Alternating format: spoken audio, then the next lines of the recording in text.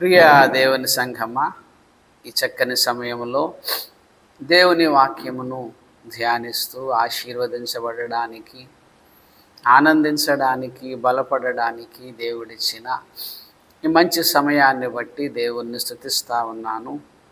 ఆయనకే మహిమ కలుగునుగాక. ఈ సత్యస్రవంతి అనే కార్యక్రమాన్ని చూస్తున్న మీ అందరకు యేసుక్రీస్తు వారి పరిశుద్ధ నామాన నా వందనాలు చెప్తా ఉన్నాను. ప్రియమిత్రులారా, ఈరోజు 100వ కీర్తనను ధ్యానించాలని ఆశపడతా ఉన్నాను. సంఘారాధనలో ప్రతి ఆదివారం కూడా 100వ కీర్తనను చదువుతూ ఉంటారు చాలా సంఘాల వారు. మా సంఘంలో కూడా పాటలు అయిపోయిన తరువాత కార్యక్రమాన్ని ప్రారంభించడానికి 100వ కీర్తనతో ప్రారంభిస్తూ ఉంటాం మేము. ఒకసారి 100వ కీర్తనను చదువుకుందాము. సమస్త దేశములారా యెహోవాకు ఉత్సాహ ధ్వని చేయుడి, సంతోషముతో యెహోవాను సేవించుడి. ఉత్సాహగానము చేయుచు ఆయన సన్నిధికి రండి. యెహోవాయే దేవుడని తెలుసుకొనుడి. ఆయనే మనలను పుట్టించెను, మనము ఆయన వారము, మనము ఆయన ప్రజలము, ఆయన మేపు గొర్రెలము. కృతజ్ఞతార్పణలు చెల్లించుచు ఆయన గుమ్మములలో ప్రవేశించుడి. కీర్తనలు పాడుచు ఆయన ఆవరణములలో ప్రవేశించుడి. ఆయనను స్తుతించుడి, ఆయన నామమును ఘనపరచుడి. యెహోవా దయాళుడు, ఆయన కృప నిత్యముండును, ఆయన సత్యము తరతరములుండును. ఇక్కడ ఈ కీర్తన వ్రాయడానికి పైన ఏమనుందంటే స్తుతి అర్పణ కీర్తన అని వ్రాయబడి ఉంది. స్తుతి అర్పణ, స్తుతిని గూర్చి అర్పణలను గూర్చి తెలియచేసే కీర్తన ఇది. స్తుతి అర్పణ ఇవి రెండు కూడా కృతజ్ఞతను వ్యక్తీకరించే విధానము. కృతజ్ఞత, దేవుని పట్ల మనం కృతజ్ఞతాభావం కలిగి ఉండాలి కదా. ఆ కింద వ్రాసాడు, ఆయనే మనలను పుట్టించెను, ఆయన సృష్టికర్త, మనలను ఆయనే పుట్టించాడు, ఆహారమునిస్తున్నాడు, ఆరోగ్యమునిస్తున్నాడు, అన్నిటికన్నా ముఖ్యముగా రక్షణ భాగ్యాన్ని ఇచ్చాడు. ఎన్నో ప్రమాదాలలో, ప్రయాణాలలో క్షేమాన్ని ఇస్తున్నాడు. ప్రతి క్షణం కూడా ఆయన కృపను బట్టి మనం బ్రతుకుతున్నాము కనుక దేవుని పట్ల మనము కృతజ్ఞత భావమును కలిగి ఉండాలి. కృతజ్ఞత అంటే హృదయములో పుట్టే ఒక భావన. ఆ భావన వ్యక్తీకరించబడాలి. ఎలా వ్యక్తీకరించబడాలి అంటే ఆయనను స్తుతించుట ద్వారా, ఆయనకు అర్పణలు ఇవ్వటం ద్వారా. అందుకే బైబిల్లో చాలాసార్లు కృతజ్ఞతాస్తుతి, కృతజ్ఞతార్పణ అని వ్రాయబడి ఉంటుంది. అంటే కృతజ్ఞతతో స్తుతించాలి, కృతజ్ఞతతో దేవునికి అర్పణలు ఇవ్వాలి. 50వ కీర్తన 14వ వచనము ఒకసారి మనం చూస్తే, దేవునికి స్తుతి యాగము చేయుము, దేవునికి స్తుతి యాగము చేయుము. ఆ కింద మహోన్నతునికి నీ మ్రొక్కుబడులు చెల్లించుము. అంటే అర్పణలు ఇవ్వండి, అలాగే స్తుతించండి. ఈ కృతజ్ఞతార్పణలు, కృతజ్ఞతాస్తుతి ఇవి రెండు కూడా దేవుని పట్ల కృతజ్ఞతను మనం వ్యక్తీకరించే విధానము. దేవుని పట్ల కృతజ్ఞత భావము నీకుంటే దాన్ని వ్యక్తీకరించడానికి నువ్వు స్తుతిస్తావు, అలాగే ఆయనకు అర్పణలు కూడా నువ్వు ఇస్తావు. అందుకనే ఇది స్తుతి అర్పణ కీర్తన అని చక్కగా వ్రాయబడి ఉంది. ఇక్కడ వచనము వెంబడి వచనాన్ని మనం ధ్యానించుకుందాం. ప్రియమిత్రులారా, సమస్త దేశములారా యెహోవాకు ఉత్సాహ ధ్వని చేయుడి, సంతోషముతో యెహోవాను సేవించుడి. ఇక్కడ సమస్త దేశములారా అంటూ అడ్రస్ చేస్తున్నాడు. అంటే మొత్తం అన్ని దేశాలలోనున్న ప్రజలారా యెహోవాకు ఉత్సాహ ధ్వని చేయుడి, సంతోషముతో యెహోవాను సేవించుడి, ఉత్సాహగానము చేయుచు ఆయన సన్నిధికి రండి, యెహోవాయే దేవుడని తెలుసుకొనుడి. సర్వ మానవులకు, సర్వ దేశాలకు కూడా దేవుడొక్కడే. ఈ విషయాన్ని విశాల భావముతో అన్ని దేశ ప్రజలు కూడా ఆలోచన చేయాలి. దేవుడంటే సృష్టికర్త. ఈ విషయాన్ని మనం గమనించాలి. సృష్టి అంటే ఇది ఏమిటి అంటే ఈ మహావిశ్వము. ఈ యొక్క మహావిశ్వములో మన భూమి చాలా చిన్నది. ఈ భూమిలో మనం జీవిస్తున్నటువంటి దేశం ఇంకా చాలా చిన్నది. దేవునికి దేశానికి ముడిపెట్టకూడదు సుమా. దేశానికి దేవుడు మారడు. ఈ విషయాన్ని అందరూ తెలుసుకోవాలి. చాలామంది క్రైస్తవ్యాన్ని ఏమంటారంటే విదేశీ మతం అని అంటూ ఉంటారు. అంటే వారి ఉద్దేశం ఏమిటంటే ఆ దేవుడు ఈ దేశానికి, మీరు నమ్ముతున్న దేవుడు ఈ దేశానికి చెందినవాడు కాదు అని వారి భావన. అసలు ఈ అన్ని దేశాలే కాదు, ఈ కోటాను కోట్ల నక్షత్రాలు, ఈ గ్రహాలు, ఉపగ్రహాలు, ఇంత విశాలము, ఇదంతా చేసినటువంటి వాడు దేవుడు. దేవుని గురించి ఆలోచించడానికి మన హృదయాన్ని మనం విశాలపరుచుకోవాలి. అందుకని అంటున్నాడు ఇక్కడ, సమస్త దేశములారా, అన్ని దేశాలలో ఉన్న ప్రజలారా అని ఎందుకు అంటున్నాడంటే ఈ అన్ని దేశాలలో ఉన్న ప్రజలకు దేవుడు ఒక్కడే. ఈ మహావిశ్వంతో పోల్చుకుంటే దేశము చాలా చిన్నది. దేవునికి దేశానికి ముడిపెట్టి మనం ఆలోచన చేస్తున్నామంటే మన భావన సంకుచితమైనది అవుతుంది తప్ప విశాలమైనది కాదు. దేవుని పట్ల విశాల భావముతో ఆలోచించేవాడు మాత్రమే సత్యదేవుని గ్రహించగలడు. ఇక్కడ సమస్త దేశములారా, అన్ని దేశాల ప్రజలకు దేవుడొక్కడే. దేవుడొక్కడే. ఆ దేవుడు ఎవరో కూడా చెప్పేశాడు, యెహోవా. యెహోవాకు ఉత్సాహధ్వని చేయుడి. అలాగే సంతోషముతో యెహోవాను సేవించుడి. మొట్టమొదటిగా దేవుడు ఒక్కడే అన్న సంగతి మనం గ్రహించాలి. ఆ ఒక్క దేవునిని మనం చాలా సంతోషముతో సేవించాలి. ఉత్సాహధ్వని, సంతోషము, ఉత్సాహము మన హృదయములో పుట్టే భావన. దేవుణ్ణి స్తుతిస్తూ ఉన్నప్పుడు ఆ స్తుతించే విధానములో సంతోషం ఉండాలి సుమా. మనం ఏ పని చేసినా సరే దేవుని కొరకు మనం చేసే ప్రతి పనిలోనూ సంతోషం ఉండాలి. ఒక్కసారి 66వ కీర్తన ప్రారంభ వచనాన్ని మనం చూడగలిగితే, సమస్త దేశములారా అంటూ ఇక్కడ 66వ కీర్తన ప్రారంభ వచనములో సర్వలోక నివాసులారా దేవుని గూర్చి సంతోష గీతము పాడుడి. సంతోష గీతములో సంతోషం ఉండాలి. మనం దేవుణ్ణి స్తుతిస్తూ ఉంటాము కదా, పాటలు పాడుతూ ఉంటాము, దేవుణ్ణి స్తుతిస్తూ ఉంటాము. ఆ స్తుతించడములో సంతోషము ఉండాలి. సంతోషముతో మనం దేవుని స్తుతించాలి. హృదయములో పుట్టే సంతోషము, ఆ నోటి ద్వారా వచ్చే మాటలు, ఆ స్వరము, ఆ ధ్వని రెండు కూడా కలిపి బయటకు రావాలి. మన హృదయములో ఉన్న సంతోషము, నోటి ద్వారా వచ్చే స్తుతి రెండు ఏకమవుతున్నప్పుడే సంతోషగానము అనేటువంటిది వస్తూ ఉంటుంది. సో దేవుణ్ణి మనము ఆనందముతో ఆరాధించాలి. ఆయన ఆరాధించటములో ఆనందం ఉండాలి ప్రియులు. ఎందుకంటే మన దేవుణ్ణి మనం ఆరాధించుకుంటున్నాము, మన దేవుణ్ణి మనం స్తుతించుకుంటున్నాము కనుక ఆరాధనలో సంతోషము ఉండి తీరాలి. ఆత్మఫలములో సంతోషం ఉన్నది. ఆత్మ సంబంధులమైనటువంటి మనము ఆత్మ సంబంధమైన ఆనందాన్ని మనం అనుభవిస్తూ ఉండాలి. అలాగే అంటున్నాడు కదా, సంతోషముతో యెహోవాను సేవించుడి.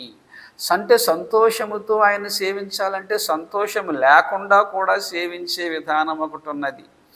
ఆ విషయాన్ని కూడా దేవుడి వాక్యములో ప్రస్తావించాడు. యెషయా గ్రంథము 29వ అధ్యాయము 13వ వచనము. యెషయా గ్రంథము 29:13లో మనం చూస్తే, ఈ ప్రజలు నోటి మాటతో నా యొద్దకు వచ్చుచున్నారు, పెదవులతో నన్ను ఘనపరుచుచున్నారు, కానీ తమ హృదయము నాకు దూరము చేసుకున్నారు. దేవుణ్ణి ఘనపరుస్తున్నారు, ఓకే, కానీ అవి కేవలము నోటి నుంచి మాత్రమే వస్తుంది, కానీ హృదయములో దేవునికి దూరం ఉన్నది. ఇలాంటి ఆరాధనను దేవుడు అంగీకరించాడు. వీళ్ళు ఘనపరుస్తున్నారు, వీళ్ళ నోటంతా స్వరం వస్తుంది, ధ్వని వస్తుంది, కానీ ఆ ధ్వనిలో ఉత్సాహము లేదు, సంతోషము లేదు. దేవుని మందిరానికి వస్తున్నప్పుడే సంతోషముతో రావాలి. మందిరములోనికి వచ్చిన తరువాత ఆ సంతోషముతో దేవుణ్ణి మనం స్తుతించాలి, ఆరాధన చేయాలి. దేవుని స్తుతించటం అంటే సామాన్యమైన విషయము కదా, అది గొప్ప భాగ్యము.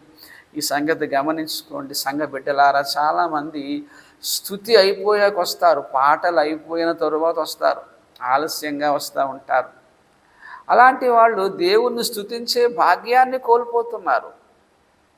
ఇది మంచిది కాదు. ప్రారంభం నుంచి కూడా, ఆరాధన ప్రారంభము నుంచి మనము లోపలుండాలి. సంతోషముతో మనము దేవుని స్తుతించాలి. సంఘారాధనలో స్తుతిని మిస్ అవ్వకండి. స్తుతి చాలా ప్రాముఖ్యమైనది. ఆ స్తుతించటములో కూడా ప్రియులారా సంతోషము అనేటువంటిది చాలా అవసరమై ఉన్నది. అలాగే ఉత్సాహగానము చేయుచు ఆయన సన్నిధికి రండి. సన్నిధిలోనికి వచ్చాక ఆనందము అది ఓకే, సన్నిధిలోనికి రావడానికి ఆనందము. చర్చికి వెళ్ళాలి, ఆరాధనకు వెళ్ళాలి అనే ఆనందము మన ఇంటి దగ్గర నుంచే ప్రారంభమవ్వాలి. రేపు ఆదివారము, ఈవేళ శనివారం కదా, రేపు ఆదివారము అమ్మ నేను చర్చికి వెళ్తాను, నా దేవుని నేను ఆరాధించుకుంటాను, నా తోటి విశ్వాసులందరితో కలిసి నేను దేవుణ్ణి స్తుతిస్తాను, దేవునిని ఆరాధిస్తాను అని ఒక ఆనందమైన ఉత్సాహమైన భావముతోనే మీరు ఇంటి నుంచి ప్రారంభమై రావాలి. అంతేగాని మన ఇంటి పనులన్నీ ముగించుకొని పాటలు అయిపోయాక, ప్రసంగం సగం అయిపోయాక, అది సరైన విధానము కాదు.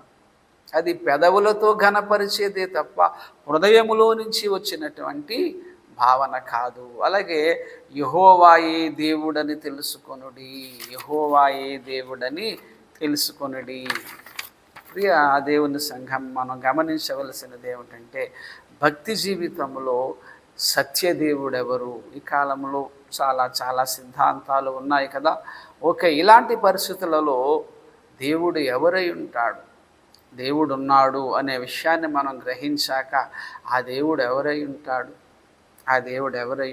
ఎవరై ఉంటాడు అంటే దేవత్వ లక్షణాలు ఎవరైతే కలిగి ఉంటారో అతడు దేవుడై ఉంటాడు. దేవుడు నిత్యుడై ఉంటాడు, దేవుడు సృష్టికర్త అయి ఉంటాడు, దేవుడు పరిశుద్ధుడై ఉంటాడు, దేవుడు సర్వజ్ఞుడై ఉంటాడు.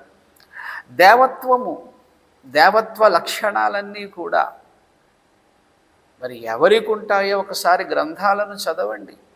బైబిల్ గ్రంథం చదువుతూ ఉంటే దేవుని యొక్క శక్తి సామర్థ్యాలు మనకు కనపడుతూ ఉంటాయి, దేవుని పరిశుద్ధత మనకు కనపడుతూ ఉంటుంది, దేవుని యొక్క జ్ఞానము కనపడుతూ ఉంటుంది. దేవత్వ లక్షణాలన్నీ మరి పరిపూర్ణముగా కలిగిన దేవుడు బైబిల్ గ్రంథమునందు మనకు కనపడుతూ ఉంటాడు. యెహోవాయే దేవుడని తెలుసుకొనుడి, యెహోవాయే దేవుడని తెలుసుకొనుడి. ఒకసారి బైబిల్ గ్రంథాన్ని పరిశుద్ధాత్మ సహాయముతో మనం చదవగలిగితే ఒక సత్య దేవుణ్ణి మనం తెలుసుకోగలం. యెహోవాయే దేవుడని తెలుసుకొనుడి, యెహోవాయే దేవుడని తెలుసుకొనుడి.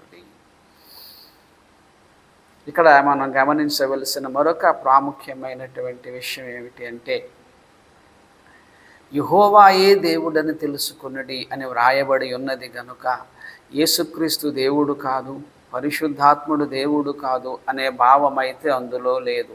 ఈ విషయాన్ని కూడా గమనించాలి.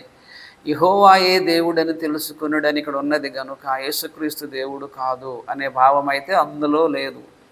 ఎందుకంటే బైబిల్లో చెప్పబడినటువంటి దేవుడు తండ్రి కుమార పరిశుద్ధాత్మలతో ఏకమై ఉన్నటువంటి త్రియేక దేవుడు. వ్యక్తులుగా ముగ్గురు వేరువేరుగా ఉన్న ఒక్కే దేవుడుగా బైబిల్లో కనపడుతూ ఉన్నాడు. బైబిల్లో చెప్పబడినటువంటి దేవుడు ఒక్కడే. అయితే ఈ ఒక్క దేవునిలోనే బహుళత్వం ఉన్నది. నేను నా ఛానల్లో మాట్లాడిన ప్రసంగాలు యొక్క త్రిత్వాన్ని గురించి, త్రియేకత్వాన్ని గురించి మాట్లాడిన ప్రసంగాలు ఉంటాయి, మీరు వీలైతే వినండి. యెహోవాయే దేవుడని తెలుసుకొనుడనే మాటలోనే యేసుక్రీస్తే దేవుడని తెలుసుకొనుడి, పరిశుద్ధాత్ముడే దేవుడని తెలుసుకొనుడు అనే భావము కూడా అందులో దాగి ఉన్నది. బైబిల్ అంతటి సారాంశాన్ని మనం తీసుకుంటే బైబిల్లో చెప్పబడినటువంటి దేవుడు తండ్రి కుమార పరిశుద్ధాత్మలతో ఏకమై ఉన్నటువంటి త్రియేక దేవుడు.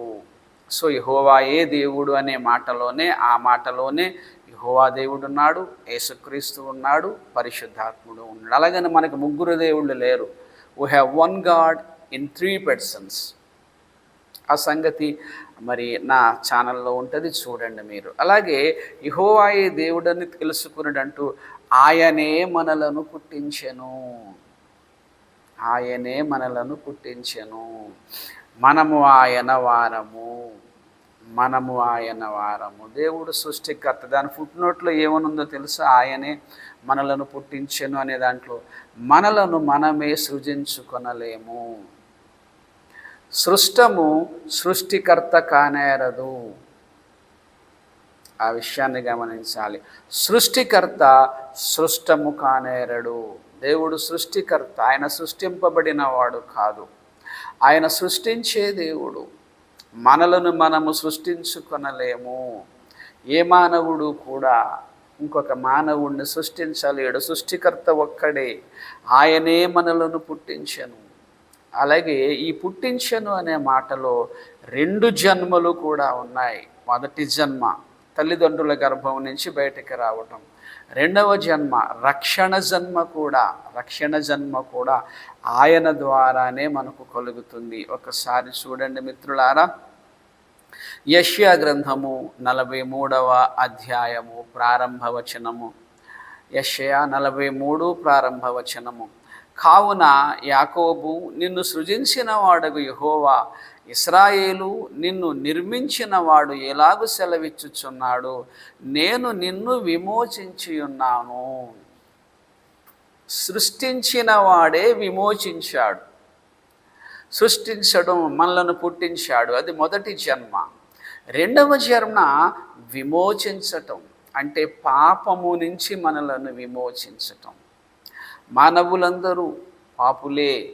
అనసా వాచా కర్మేణ సమస్త మానవులు పాపులే. ఏ భేదమును లేదు. అందరూ పాపము చేసి దేవుడని గ్రహించు మహిమను పొందలేకపోవచ్చున్నారు. మానవులందరూ పాపాత్ములుగా జీవిస్తూ ఉన్నారు. దాని ఫలితం ఏమిటంటే నరకము. చనిపోయిన తరువాత నరకము అనేటువంటి ఒక భయంకరమైన శిక్షలోనికి వెళ్ళిపోయే ఒక పెద్ద ప్రమాదం ఉన్నది.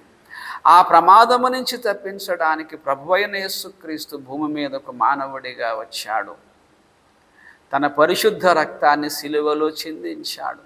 మనందరి పాప శిక్ష ఆయన భరించాడు. ఎవరైతే ఆయన్ని విశ్వసిస్తారో, బాప్తిస్మము తీసుకుంటారో, 2వ జన్మ రక్షణ జన్మ అనేటువంటిది ప్రారంభమవుతుంది. అంటే పాపము నుంచి విమోచించబడటం. ఇవి 2 కూడా బైబిల్లో జన్మలుగానే చెప్పబడ్డాయి. ఆయనే మనలను పుట్టించెను అంటే అర్థము, తల్లి గర్భము నుంచి మనలను పుట్టించిన వాడు ఆయనే. మనలను పాపము నుంచి విమోచించి మరి పరిశుద్ధపరచటం అనేటువంటిది కూడా, అది కూడా ఒక జన్మే. ఈ 2 జన్మలకు కారకుడు ఆయనే. ఈ 2 జన్మలకు కారకుడు ఆయనే. అలాగే యెహెజ్కేలు గ్రంథము 34వ అధ్యాయము 30వ వచనము. యెహెజ్కేలు గ్రంథము 34వ అధ్యాయం 30వ వచనము. తమ దేవుడైన యెహోవానగు నేను తమకు తోడుగా ఉన్నాననియు, ఇశ్రాయేలీయులైన తాము నా జనులై ఉన్నారనియు వారు తెలుసుకొందురు. ఇక్కడ ఈ వచనం నేను ఎందుకు చెప్పామంటే, మనము ఆయన వారము అని ఉంది కదా. మనము ఆయన అంటే మనకు తోడుగా ఉన్నాడు. మనకు జన్మనిచ్చాడు, రక్షణ జన్మనిచ్చాడు. రక్షణ జన్మ ఇచ్చిన తరువాత రక్షణలో కొనసాగడానికి మనకు తోడుగా ఉన్నాడు. అంటే తన ఆత్మను మనకిచ్చి, మనకు పరిశుద్ధాత్మ అనే వరమునిచ్చి, మన పరిశుద్ధ జీవితమునకు ఆయన తోడుగా ఉన్నాడు. ఆ కిందే ఉంటుంది కదా, ఆయనే మనలను పుట్టించెను, మనము ఆయన వారము, మనము ఆయన ప్రజలము, ఆయన మేపు గొర్రెలము. పుట్టించిన తరువాత జీవింపచేస్తున్నాడు. భౌతికమైన జీవితము, ఆధ్యాత్మికమైన జీవితము కూడా. ప్రతిరోజు వాక్యముతో మనలను ఆయన పోషిస్తున్నాడు, జీవింపచేస్తున్నాడు, మేపుతున్నాడు. భౌతికమైన జీవితంలో ఆహారము ఆయనే ఇస్తున్నాడు, ఆధ్యాత్మిక జీవితంలో కూడా ఆహారము ఆయనే ఇస్తున్నాడు. మన భౌతికమైన జీవితానికి, ఆధ్యాత్మికమైన జీవితానికి కారకుడు ఆయనే, పుట్టించడం ఆయనే, పోషింపచేయటము ఆయనే. ఆయన మేపు గొర్రెలము, పుట్టించిన తరువాత మేపుతున్నాడు, అంటే జీవింపచేస్తున్నాడు భౌతికమైన జీవితాన్ని, ఆధ్యాత్మికమైన జీవితాన్ని కూడా. ఆయనకే మహిమ కలుగునుగా. అందుకే మనం ఆయన స్తుతించాలి. నిజంగా ఎంత గొప్ప మేలు! మనలను పాపము నుంచి విమోచించటం అంటే సామాన్యమైన విషయమా? అది మానవుడు తన సొంత శక్తి చేత పాపము నుంచి విమోచించబడలేడు. కనుకనే ఆయన తన పరిశుద్ధ రక్తాన్ని చిందించి మనలను కొన్నాడు. నిత్యజీవం అంటే సామాన్యమైన విషయం అనుకుంటున్నారా? పరలోకం వెళ్ళడం అంటే సామాన్యమైన విషయం అనుకుంటున్నారా? మన సొంత శక్తి చేత మనం వెళ్ళిపోగలం అనుకుంటున్నారా? నో, కానే కాదు. కేవలం ఆయన కృప. ఆయనే పుట్టించాడు, ఆయనే మేపుతున్నాడు. నిత్యజీవం అంటే ప్రియులారా చాలా సంతోషకరమైనటువంటి విషయం, అది. అందుకనే స్తుతించాలి మనం ఆయన సృష్టికర్త. భౌతికమైన జీవితాన్ని ఇచ్చాడు, ఆధ్యాత్మికమైన జీవితాన్ని కూడా ఆయనే ఇస్తున్నాడు. కనుక ఆయన స్తుతించడములో కూడా ప్రియులారా ఆయనను మహిమపరిచే విధముగా స్తుతించాలి. ఒకసారి అది కూడా మీకు చూపిస్తాను. 1వ దిన వృత్తాంతములు 16వ అధ్యాయము 27వ వచనం మనం చూడగలిగితే, 1వ దిన వృత్తాంతములు 16:27లో ఘనతా ప్రభావములు ఆయన సన్నిధిని ఉన్నవి, బలమును సంతోషమును ఆయన యొద్ద ఉన్నవి. ఘనతా ప్రభావములు ఆయన సన్నిధిని ఉన్నవి. అంటే మనం ఆయన స్తుతించడంలో ఆయన ఘనపరచాలి. ఆయన స్తుతించటములో సంతోషముతో స్తుతించాలి. ఎందుకంటే ఆయన మనకు చేస్తున్నటువంటి మేలులు ఏవి చిన్న మేలులు కాదవి. నిత్యజీవం అంటే ప్రియులారా సామాన్యమైన మేలు కాదిది. ప్రపంచ మానవులందరూ ఏకమైనా సరే సాధించలేనిది ఆ పరలోకము. అలాంటి పరలోకాన్ని ఆయన కృప ద్వారా మనలను పాపము నుంచి విమోచించి, మనలను పరిశుద్ధపరిచి, తన రక్తాన్ని చిందించి మనకు నిత్య జీవాన్ని ఇచ్చాడు. ఉచితముగా తన కృప ద్వారా ఇచ్చాడు. మనం ఆయన సంతోషముతో స్తుతించాలి. ఆ స్తుతించడములో ఆయన మనం ఘనపరచాలి. అది గుర్తుపెట్టుకోండి. ఆ స్తుతి గీతాలు మనం పాడుతూ ఉన్నాం కదా, మనం పాటలు పాడుతూ ఉన్నప్పుడు పాట యొక్క భావాన్ని గ్రహిస్తూ మనం పాడాలి సుమా. ఆ పాటలు ఆయన ఘనపరిచేవిగా ఉన్నవా లేవా అన్న విషయాన్ని మనము ఆలోచన చేస్తూ, మనం సంతోషంతో దేవుని స్తుతిస్తున్నామంటే సంతోషం ఎలా వస్తుంది? ఆ పాట యొక్క భావాన్ని బట్టే వస్తుంది కదా. పాడే ముందు పాట యొక్క భావాన్ని మనం తెలుసుకోవాలి సుమా. అక్షరాలను చదివినట్టుగా మామూలుగా చదువుకుంటూ వెళ్ళిపోతే ఇంక సంతోషం ఎలా వస్తుంది? దేవుని స్తుతిస్తున్నప్పుడు సంతోషం మనకి రావాలంటే ఆ పాట భావాన్ని మనం తెలుసుకోవాలి. సో మనం సంతోషముగా మనం దేవుణ్ణి స్తుతించాలి. ఆయనే దేవుడని మనం తెలుసుకోవాలి. దేవత్వం యొక్క సర్వ పరిపూర్ణత శరీరాకారముగా క్రీస్తునందు నివసించుచున్నది. మనకు యేసుక్రీస్తే దేవుడని మనం తెలుసుకోవాలి. దేవత్వ లక్షణాలను యేసుక్రీస్తు నిత్యుడు, యేసుక్రీస్తు పరిశుద్ధుడు, యేసుక్రీస్తు రక్షకుడు, యేసుక్రీస్తు సర్వజ్ఞుడు, యేసుక్రీస్తు సర్వవ్యాప్తి అన్ని వచనాలు ఉన్నాయి. నా ఛానల్లో చూడండి. త్రియేకత్వము అనేటువంటి ఒక పాఠాన్ని మాట్లాడాను, త్రిత్వాన్ని గురించి మాట్లాడాను. వీలైతే చూడండి ప్రియులారా. యెహోవాయే దేవుడని తెలుసుకొనడి. ఆయనే మనలను పుట్టించెను, మనము ఆయన వారము, మనము ఆయన ప్రజలము, ఆయన మేపు గొర్రెలము. అలాగే కింద కృతజ్ఞతార్పణలు చెల్లించుచు ఆయన గుమ్మములలో ప్రవేశించుడి, కీర్తనలు పాడుచు ఆయన ఆవరణములలో ప్రవేశించుడి, ఆయనను స్తుతించుడి, ఆయన నామమును ఘనపరచుడి. స్తుతి అర్పణ, ఈ కీర్తనకు పేరే స్తుతి అర్పణ కీర్తన. దేవుని పట్ల కృతజ్ఞత భావాన్ని మనం వ్యక్తీకరించడానికి సంతోషముగా దేవుణ్ణి స్తుతించాలి పాటల ద్వారా. రెండవదిగా అర్పణల ద్వారా. ఈ విషయము చెప్పడానికి చాలామంది భయపడుతూ ఉంటారు. ఎందుకంటే ఎవరైనా దేవునికి అర్పణలు ఇవ్వండి అని ఏ పాస్టర్ గారైనా చెప్తే అందరూ అపార్థం చేసుకుంటారేమోనని చాలామంది చెప్పరు. దేవుని పట్ల కృతజ్ఞతాభావము కలిగిన వాడు దేవునికి అర్పణలు ఇస్తాడు. అది పాత నిబంధనలోనే కాదు, క్రొత్త నిబంధనలో కూడా అది వ్రాయబడి ఉన్నది. 1 కొరింథీ 16:2లో నేను వచ్చినప్పుడు చందా పోగు చేయకుండా ప్రతి ఆదివారమున మీలో ప్రతివాడును తాను వర్ధిల్లిన కొలది తన యొద్ద కొంత సొమ్ము నిలువ చేయవలెను. అంటే మన సంపాదనలో దేవుని కొరకు కొంత అర్పణలు ఇవ్వాలి.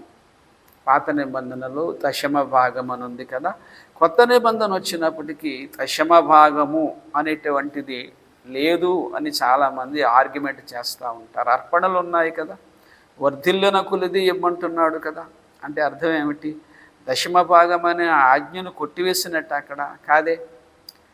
దశమ భాగం దేవునికి మీరు ఏ అర్పణలు ఇవ్వక్కర్లొద్దు, ఏ కానుకలు ఇవ్వక్కర్లొద్దు అని చెప్పాడు అనుకోండి, అప్పుడు దశమ భాగం అనే ఆజ్ఞ కొట్టివేయబడిందని చెప్పుకోవచ్చు. అలాగ లేదే, మీరు వర్ధిల్లిన కొలది దేవునికి ఇవ్వండి అన్నాడు కదా ఇక్కడ. సో పిల్లారా, దేవుని పట్ల కృతజ్ఞతా భావము కలిగిన వాడు ఈరోజు మనం సంపాదించుకుంటాం. నేను ఒక ప్రైవేట్ ఉద్యోగాన్ని చేస్తూ ఉన్నాను. ఆ ఉద్యోగం చేయడానికి కావలసిన ఆ జ్ఞానాన్ని దేవుడే నాకు ఇచ్చాడు, ఆ శక్తిని దేవుడే నాకు ఇచ్చాడు.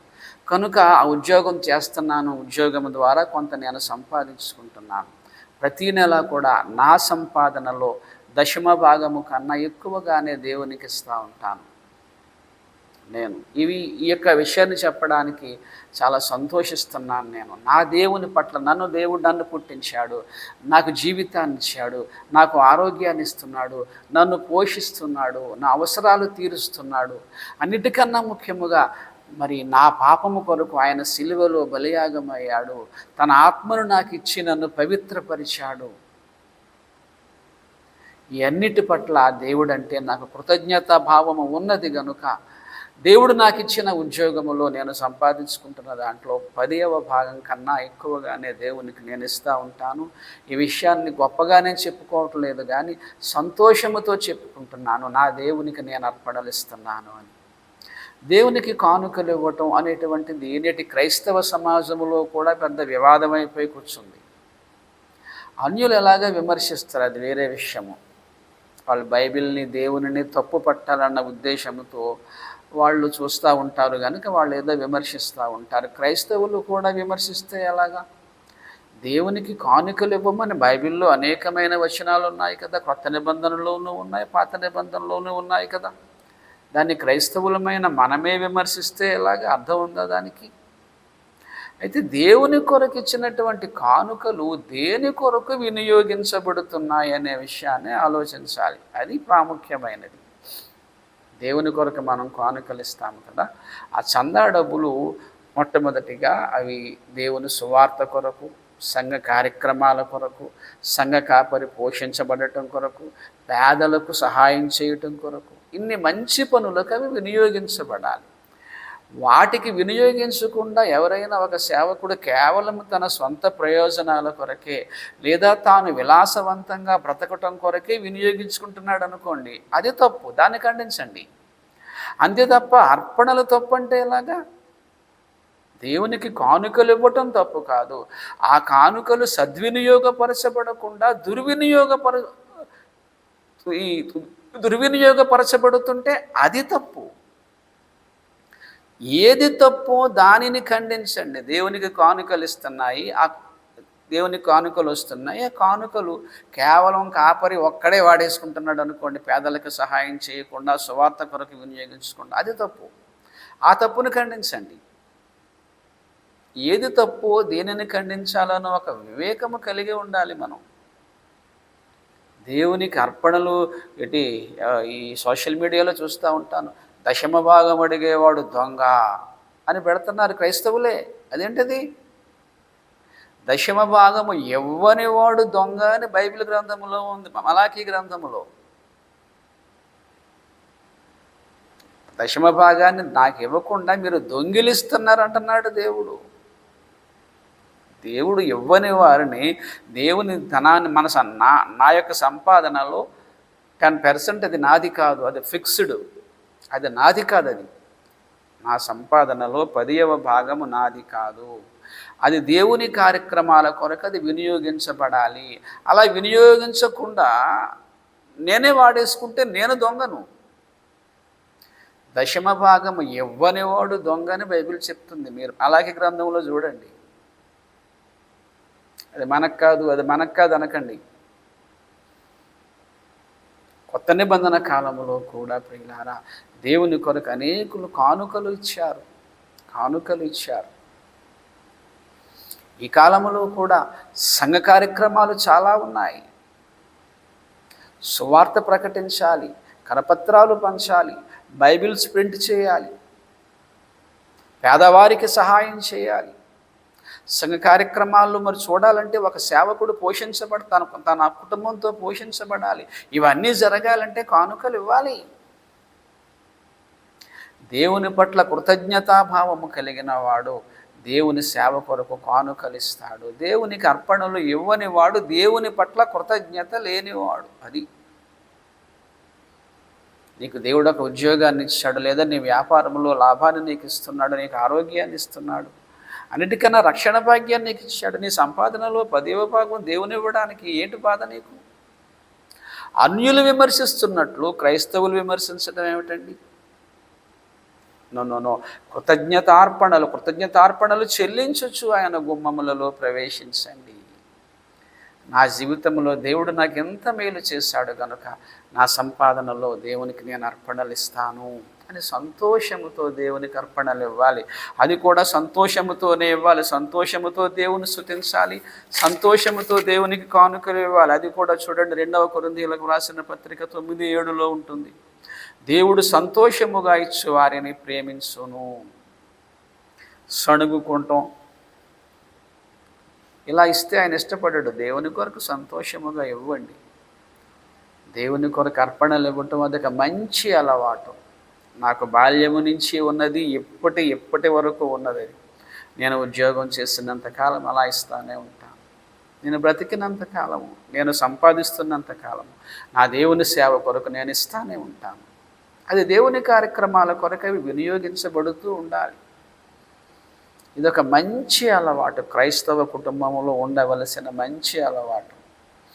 దయతో ఈ మంచి అలవాటును చెడ్డగా విమర్శ చేయకండి. అన్యులు చేసినట్లు క్రైస్తవులు చేయకండి. అది చాలా నేను సోషల్ మీడియాలో చూస్తున్నాను కనుక. దేవునికి అర్పణలు ఇవ్వటం ఒక మంచి అలవాటు. ఆ అర్పణలు మంచిగా వినియోగించబడాలి. ఆ యొక్క జాగ్రత్తను తీసుకోండి. సంఘ కానుకలలో, సంఘ కార్యక్రమాలకి, స్వార్థ కొరకు, అలాగే పేదలకు సహాయం కొరకు, సేవకుడు పోషించబడడం కొరకు, వాటి కొరకు వినియోగించబడాలి. ఇది మంచి అలవాటే. దేవుడు అంటున్నాడు, నేనంటున్న మాట కాదు. కృతజ్ఞతార్పణలు చెల్లించుచు ఆయన గుమ్మములో ప్రవేశించుడి, కీర్తనలు పాడుచు ఆయన ఆవరణములలో ప్రవేశించుడి. ఈ మాటను మీరు గమనించారా? ఆయన మందిరములోనికి వచ్చాక కీర్తనలు పాడటం ఓకే, అసలు మందిరంలోనికి రావటానికే కీర్తనలు పాడించు అంటే చర్చికి రావడానికి వాళ్ళకి ఎంత ఆనందమో చూడండి. భక్తిపరుడు దేవుని మందిరాన్ని ప్రేమిస్తాడు. ఈరోజు ఆదివారం లేక ఈరోజు శుక్రవారం, ఈరోజు సంఘ కార్యక్రమాలు అవుతున్నాయని సంతోషము. ఇంటి దగ్గర నుంచి బయలుదేరటమే పాటలతో బయలుదేరటం, మందిరములో ప్రవేశించటమే కీర్తనలు పాడుచు ఆయన ఆవరణములలో ప్రవేశించుడి. ఎంత సంతోషం అది. పాటలు అయిపోయాక వచ్చేవాళ్ళు కొద్దిమంది, పూర్తిగా అవ్వకుండా వెళ్ళిపోయేవాళ్ళు కొద్దిమంది, కొంచెం ఆలస్యం అయిందనుకోండి, ఒక 10 నిమిషాలు, పావుగంట ఆలస్యం అయిపోయింది అనుకోండి సంఘారాధన, చికాకు పడిపోయేవాళ్ళు కొంతమంది. వీళ్ళందరూ సంతోషముగా దేవుణ్ణి ఆరాధించేవారే. ఆలోచన చేయండి ప్రియులారా. ఆనాడు దేవుడు అంటా ఉన్నాడు, కీర్తనలు పాడుచు ఆయన ఆవరణములలో ప్రవేశించుడి, యెహోవాను స్తుతించుడి, ఆయన నామమును ఘనపరచుడి. ఇది చాలా ప్రాముఖ్యమైన విషయమే. స్తుతి కీర్తనలు, మనం పాటలు, నేను కూడా చాలా పాటలు రాశాను. మన పాటలలో దేవుణ్ణి ఘనపరిచే భావం ఉందా? ఆ స్తుతి పాటలో దేవుడు ఘనపరచబడుతున్నాడా? ఎక్కువగా ఆంధ్ర క్రైస్తవ కీర్తనలు పాడుతూ ఉంటాం. అందులో మరి దేవుని స్తుతించేవి ఎన్ని పాటలో. అంటే మనం పాటలు పాడుతున్నప్పుడు పాట యొక్క భావమును తెలుసుకోవాలి. పాట భావంలో ప్రాముఖ్యముగా స్తుతి గీతాలలో ఆయన ఘనపరిచే విధముగా ఉండాలి. ఆయన మహిమపరిచే విధముగా ఉండాలి. ఆయన జ్ఞానమును బట్టి, ఆయన పరిశుద్ధతను బట్టి, ఆయన శక్తి సామర్థ్యాలను బట్టి, మనకు చేస్తున్నటువంటి మేలులను బట్టి ఆయన ఘనపరచబడాలి. ఆయనకున్న ప్రేమను బట్టి ఆయన మహిమపరచబడాలి. స్తుతి కీర్తనలలో ఖచ్చితముగా అవి ఉండి తీరాలి. అలాగే ప్రియులారా, యెహోవా దయాళుడు, ఆయన కృప నిత్యముండును. ఇక్కడ గమనించాలి, దయా కృప అని 2 పదాలు ఉంటూ నిత్యముండును, ఎటర్నల్ గ్రేస్. నిత్యముండును అంటే అర్థము ఆయన కృప, ఆయన దయ అనేటువంటిది కేవలము ఈ జీవితానికి సంబంధించింది మాత్రమే కాదు, మరణానంతర జీవితానికి సంబంధించినది కూడా. ఒక్కసారి మనము ఇర్మియా గ్రంథము 31వ అధ్యాయము 3వ వచనాన్ని మనం చూడగలిగితే, శాశ్వతమైన ప్రేమతో ఆయన నిన్ను ప్రేమిస్తున్నాడు. శాశ్వతమైన ప్రేమ, కేవలం దేవుని ప్రేమ మనం భూమి మీద జీవించే 50, 60, 70 సంవత్సరాలకి పరిమితం కాలేదు. మరణానంతర జీవితము, నిత్య జీవానికి సంబంధించినటువంటి కృప మన పట్ల ఆయనకున్నది. ఆయనకే మహిమ కలుగునుగాక. దేవుని దయ, దేవుని ప్రేమ, దేవుని కృప శాశ్వతమైనది, నిత్యమైనది. అంటే అర్థము కేవలము ఈ భూమి మీద జీవించే ఈ జీవితానికే పరిమితమైనది కాదు, నిత్య జీవానికి సంబంధించినటువంటి కృప. అందుకే ఆయన సిలువలో తన పరిశుద్ధ రక్తాన్ని చిందించాడు. ఆయనకే మహిమ కలుగునుగాక, ఆయనే స్తుతింపబడునుగాక. సామాన్యమైన దయ కాదు, సామాన్యమైన కృప కాదు, సామాన్యమైన ప్రేమ కాదు, మనము కొలవలేనంత ప్రేమ ఆయనది. అంటే మనం ఎందుకు ఆయన స్తుతించాలి, ఎందుకు మనం ఆయనకు అర్పణలు ఇవ్వాలి అంటే ఆయన పట్ల కృతజ్ఞతాభావముతో మనం చేయవలసిన పనులు స్తుతించటము, ఆయనకు అర్పణలు ఇవ్వటము. స్తుతి అర్పణ కీర్తనది.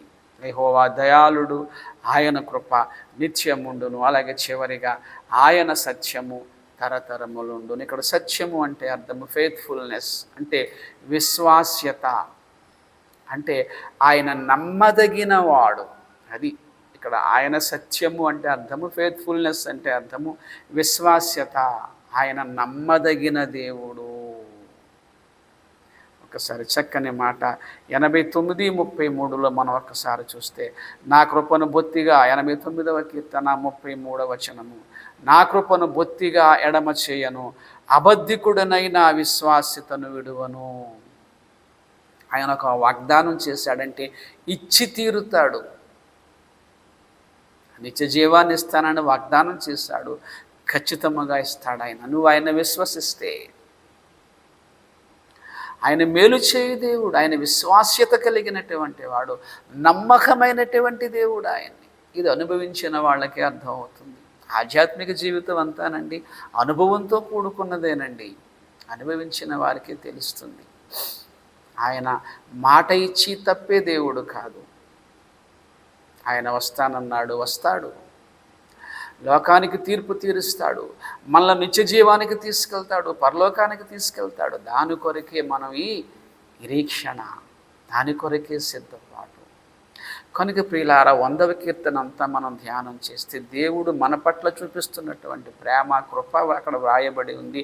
అది శాశ్వతమైనది, నిత్యమైనది. కనుక మనము దేవుణ్ణి స్తుతించాలి, దేవుని పట్ల కృతజ్ఞతాభావముతో స్తుతించాలి, అర్పణలు కూడా ఇవ్వాలి. ఇవి 100వ కీర్తన యొక్క సారాంశము. అంటే దేవుని పట్ల మనం కృతజ్ఞతా భావము కలిగి ఉండాలి. హృదయములో పుట్టే ఈ భావన ఒక క్రియ ద్వారా వ్యక్తీకరించబడాలి. ప్రేమ, దయ, కరుణ. మరి యేసుక్రీస్తు మనల్ని ప్రేమించాడు. ప్రేమించి ఏం చేస్తాడు? ప్రాణం పెట్టాడు. అంటే ప్రేమ శిలువ బలియాగము ద్వారా వ్యక్తీకరించబడింది. అంతే కదా, దయ, ప్రేమ ఇవంతా కూడా వ్యక్తీకరించబడాలి. మరి దేవుడు మనకు చేసిన ఇన్ని మేలులను బట్టి మనము దేవుని పట్ల కృతజ్ఞతా భావం కలిగి ఉండాలి. ఈ కృతజ్ఞత కూడా హృదయములో పుట్టే ఒక భావన. ఈ భావము క్రియ ద్వారా వ్యక్తీకరించబడాలి. ఆ క్రియలు ఏమిటంటే స్తుతించటము, అర్పణలు. కృతజ్ఞతా స్తుతి అంటే అర్థం ఏమిటి? స్తుతి ద్వారా కృతజ్ఞత వ్యక్తీకరించబడటం. కృతజ్ఞతార్పణ అంటే ఏమిటి? అర్పణ ద్వారా కృతజ్ఞత వ్యక్తీకరించబడటం. నేను స్తుతించను, నేను అర్పణలు ఇవ్వను, అయినా సరే దేవుని పట్ల నాకు కృతజ్ఞతా భావం ఉందంటే అర్థం లేదు. నిజంగా నీ కృతజ్ఞతా భావం ఉంటే దేవుని సంతోషముగా స్తుతిస్తావు, స్తుతి సమయానికి ప్రాముఖ్యతనిస్తావు. అలాగే నీ సంపాదనలో దేవునికి కొంత అర్పణగా ఇస్తావు. అలాంటి స్తుతి, అలాంటి కృతజ్ఞతాస్తుతి, అలాంటి కృతజ్ఞతార్పణలు దేవుడు మనందరి జీవితంలో ఇచ్చునుగాక. ఈ కృతజ్ఞతాభావంతో మనం ఆయన స్తుతించి ఆయనకు అర్పణలు ఇచ్చి ఆయన కృపను పొందుకొని ఆ పరలోకం చేరుకుందాం. పరిశుద్ధాత్మ దేవుడందుకు సహాయం చేయునుగాక. ప్రార్థన చేసుకుందాం. ప్రేమ కలిగిన ప్రియ పరిశుద్ధ తండ్రి, దేవా, నీవు దయాళుడవు, నీవు కృప కలిగిన వాడవు. నీవే మమ్మల్ని పుట్టించావు, ముందు జన్మనిచ్చావు, రెండవ జన్మను ఇచ్చావు, రక్షణ జన్మను ఇచ్చావు. జన్మనివ్వటమే కాకుండా పోషింపచేస్తున్నావు, జీవితాన్ని ఇస్తున్నావు. 2 జన్మలకు సంబంధించినటువంటి జీవితాన్ని, పోషణను మీరు మాకు ఇస్తున్నారు. కేవలం మీ కృపను బట్టే తండ్రి మేము బ్రతుకుతా ఉన్నామయ్యా. మీ పట్ల కృతజ్ఞతా భావం మేము కలిగి ఉండడానికి, మాకు కృతజ్ఞతలు నేర్పించడానికి మీరు ఒక కీర్తనను మాకు ఇచ్చారు నాయన. ఈ యొక్క కృతజ్ఞతా భావం వ్యక్తీకరించడానికి మేము మిమ్మల్ని స్తుతించులాగున, మీకు అర్పణలు ఇచ్చేలాగున మాకు సహాయం చేయండి. సమస్తమైన ఘనతా మహిమ మీకే ఆరోపిస్తూ యేసుక్రీస్తు వారి పరిశుద్ధ నామముని ప్రార్థన అడిగి వేడుకొనుచున్నాము తండ్రి. ఆమెన్. తండ్రి అయిన దేవుని ప్రేమయు, కుమారుడైన యేసుక్రీస్తు వారి కృపయు, పరిశుద్ధాత్మదేవుని అన్యోన్య సహవాసం ఇప్పుడు ఎల్లప్పుడూ సదాకాలము మనందరిపై తోడై ఉండును గాక. ఆమెన్. వందనాలండి.